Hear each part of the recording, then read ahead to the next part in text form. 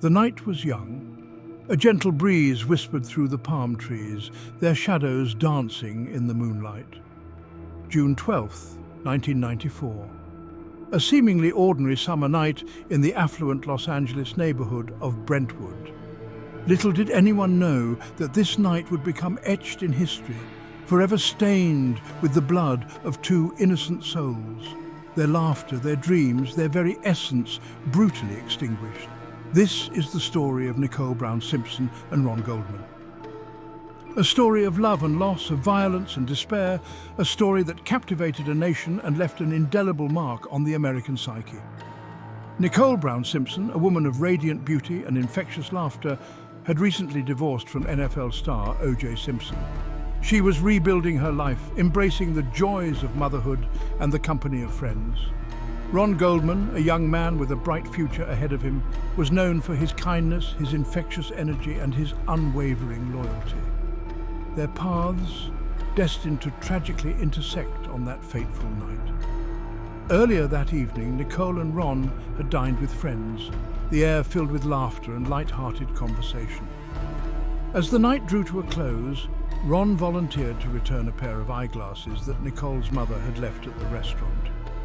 It was a simple act of kindness, a gesture that would have tragic consequences.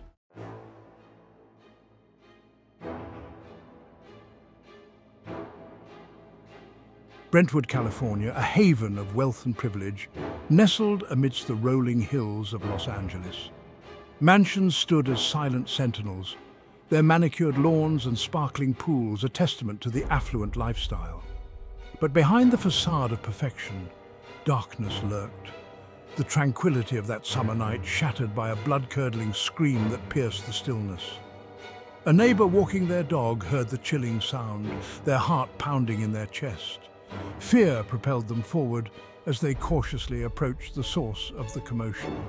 With trembling hands, they dialed 911, their voice a shaky whisper as they reported the unsettling sounds. Little did they know that they were about to uncover a scene of unimaginable horror, a scene that would send shockwaves through the nation.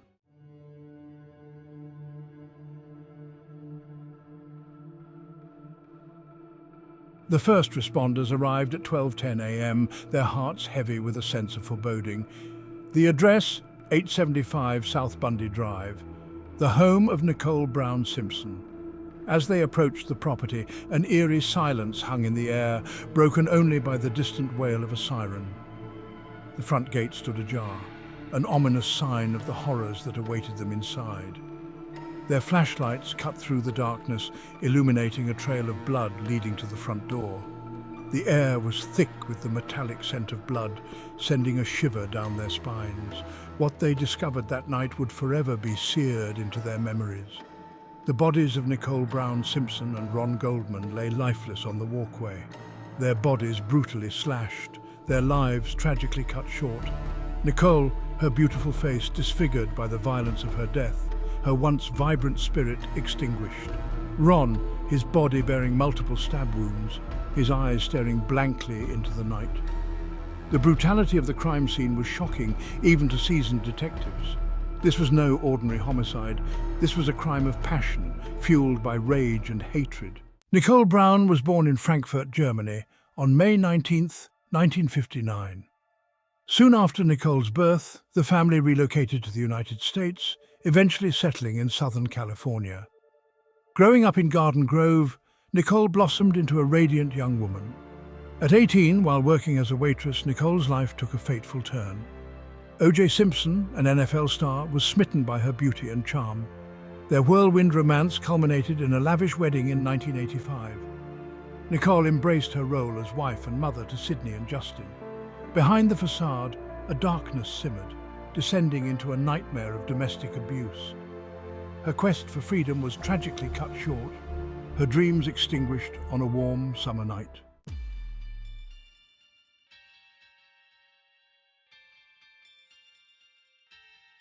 Behind the glamorous facade, Nicole and O.J.'s marriage was marred by domestic violence.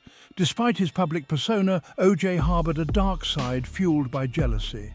In 1989, Nicole called the police after a violent altercation. The incident made headlines and shocked their Brentwood neighborhood. Despite public humiliation, Nicole refused to remain silent. She filed for divorce, determined to break free from the cycle of abuse. Tragically, her dreams were shattered by a senseless act of violence. Ron Goldman, born July 2, 1968, was brimming with life and ambition. Raised in Buffalo Grove, Illinois, Ron had an infectious energy and a kind heart. He was a loyal friend, loving son and brother. Drawn to the West Coast, Ron settled in Los Angeles. He embraced the California lifestyle, surfing and playing beach volleyball. Ron worked as a waiter at Mezzaluna, a trendy Italian restaurant. At 25, his life was full of unfulfilled dreams and aspirations. His life, cut short, reminds us of life's fragility and the impact of senseless violence.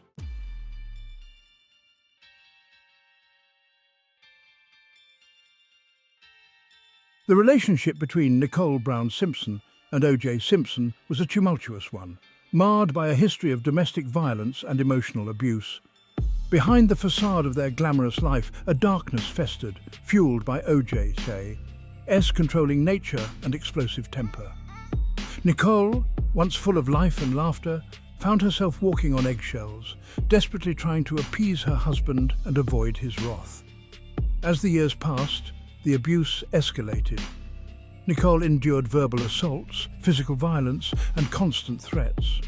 She lived in a state of perpetual fear, her once vibrant spirit slowly being crushed under the weight of O.J.'s tyranny. Her pleas for help went unanswered, her cries for mercy ignored. Despite the danger she faced, Nicole found the courage to confront her abuser. She confided in friends and family, sharing her story of pain and fear.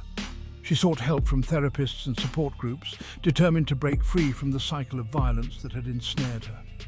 Each time Nicole tried to assert her independence, O.J. would reel her back in, using a combination of charm, manipulation, and threats.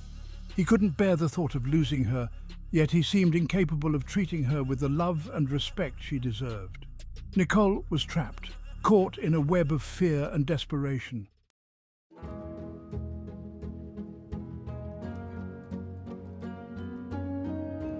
In 1992, Nicole made the courageous decision to file for divorce from O.J. She knew it wouldn't be easy, but she was determined to create a safer, healthier life for herself and her children. Leaving O.J. was the hardest thing she had ever done, but it was also the most liberating.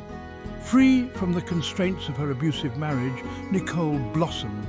She reconnected with old friends and made new ones.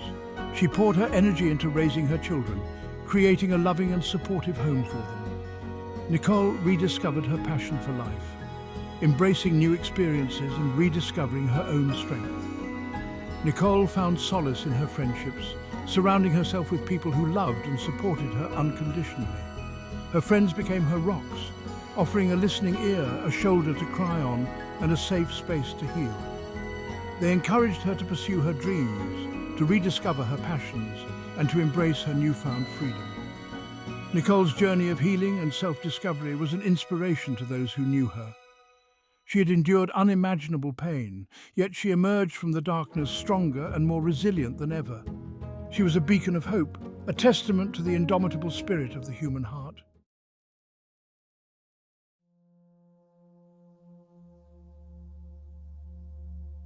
Ron Goldman's connection to Nicole Brown Simpson was a relatively recent one. They had met through mutual friends in the close-knit Brentwood social circle.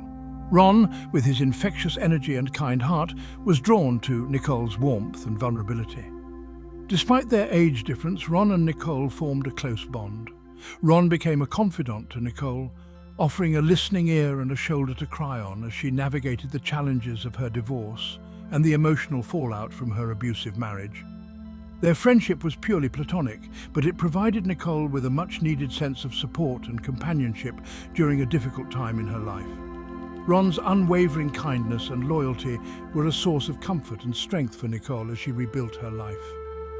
Their connection, though tragically cut short, was a testament to the power of human connection and the importance of friendship in times of adversity. Ron's presence in Nicole's life, however brief, brought her solace and joy during a period of immense personal turmoil.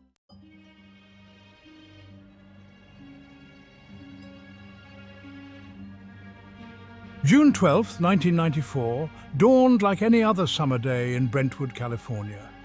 The sun shone brightly, casting a warm glow over the manicured lawns and pristine streets.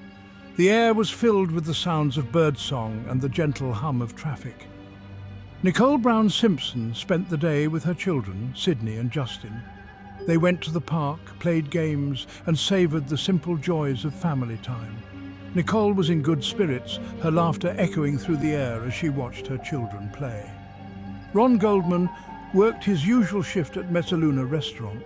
He moved with his customary energy and enthusiasm, his infectious smile brightening the day of his colleagues and customers alike. He had plans to meet up with friends later that evening, eager to enjoy the warm summer night. As the sun began to set, casting long shadows across Brentwood, a sense of normalcy prevailed. Unbeknownst to Nicole and Ron, their paths were about to converge in the most tragic of circumstances, their lives forever intertwined by the horrific events that were about to unfold.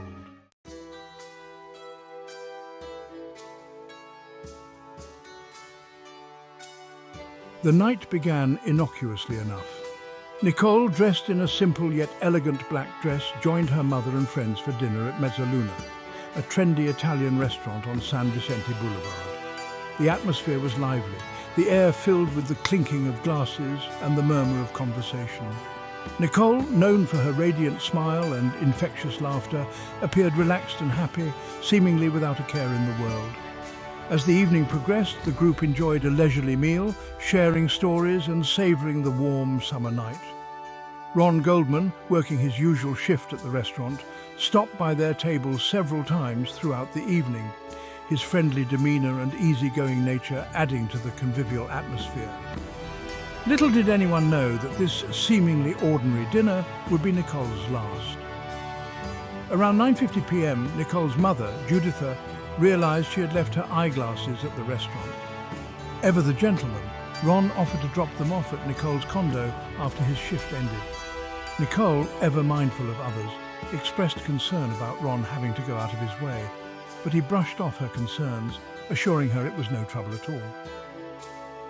Shortly after 10 o'clock p.m, Nicole said her goodbyes to her mother and friends, embracing them warmly before heading out into the warm summer night. As she walked towards her car, her laughter trailing behind her, she had no way of knowing that she was walking towards her destiny, her life about to intersect with fate in the most tragic of ways.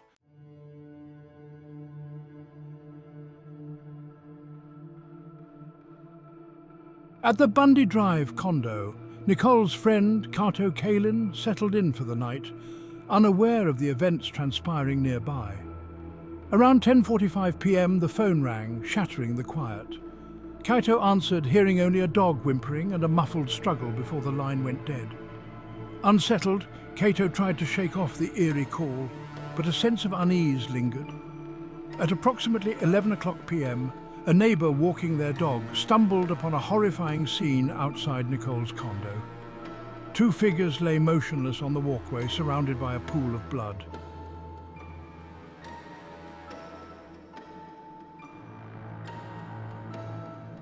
First responders arrived at 875 South Bundy Drive to a scene of unimaginable horror. Nicole Brown Simpson and Ron Goldman lay lifeless on the walkway, bearing multiple stab wounds. Nicole, still in her black dress from dinner, lay in a pool of blood, her eyes staring blankly at the night sky. Ron, clutching the eyeglasses he had retrieved from Nicole's mother, lay just a few feet away. The brutality of their deaths sent shockwaves through the community. Detectives began the arduous task of piecing together the events that led to this horrific double homicide.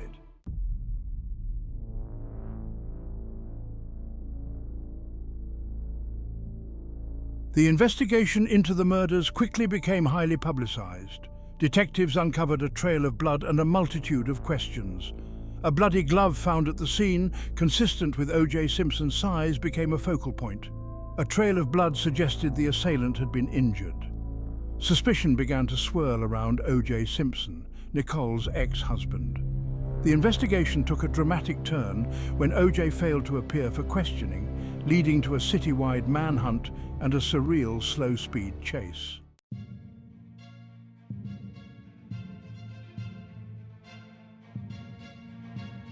The image of the white Ford Bronco, pursued by police cars, became indelible in American consciousness.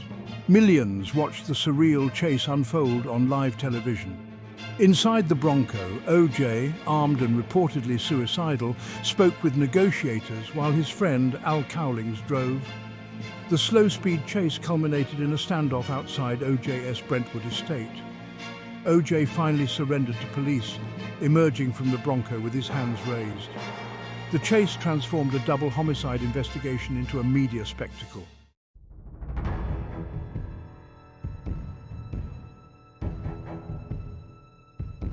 The murders and ensuing trial exposed deep-seated racial tensions in Los Angeles. The city found itself divided along racial lines, with public opinion on O.J.'s guilt or innocence often falling along those same lines. For many African Americans, the trial became a referendum on race and justice. O.J. Simpson became a symbol of systemic racism and police brutality. Conversely, many white Americans viewed the trial as a straightforward case of murder. The trial exposed the deep racial fault lines in American society.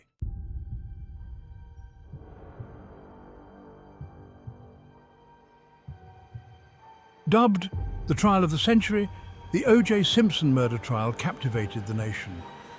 The trial, presided over by Judge Lance Ito, became a cultural phenomenon. Leading the prosecution was Marcia Clark, facing off against Johnny Cochran, a charismatic defense attorney.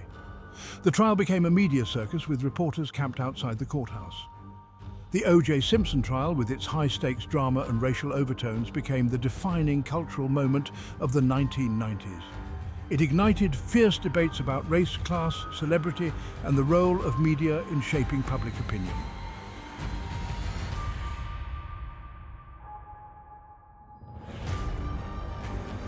The O.J. Simpson trial became a battle of legal titans. Leading the prosecution was Marcia Clark, facing immense pressure to secure a conviction. On the other side stood Johnny Cochran, known for his eloquence and courtroom theatrics. Cochran skillfully wove a narrative of reasonable doubt, focusing on police misconduct and racial bias. The trial featured a parade of witnesses, each offering their perspective on the events. Detective Mark Fuhrman's credibility was called into question, casting a shadow over the prosecution's case.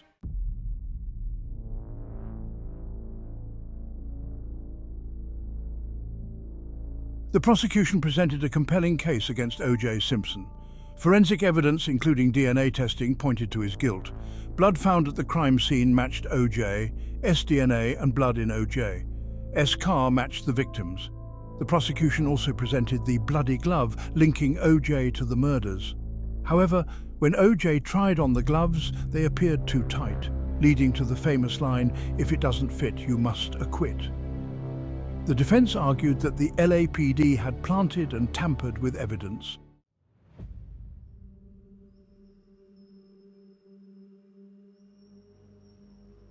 After over a year of intense media scrutiny, the fate of O.J. Simpson rested in the hands of 12 jurors. On October 3, 1995, the world held its breath as the verdict was televised live. "Not guilty," the foreperson declared, sending shockwaves across the nation. O.J. Simpson, acquitted of both counts of murder, was a free man. The verdict exposed a deep racial divide in America. The trial remains a source of debate and reflection, its legacy a complex tapestry of race, justice, and celebrity.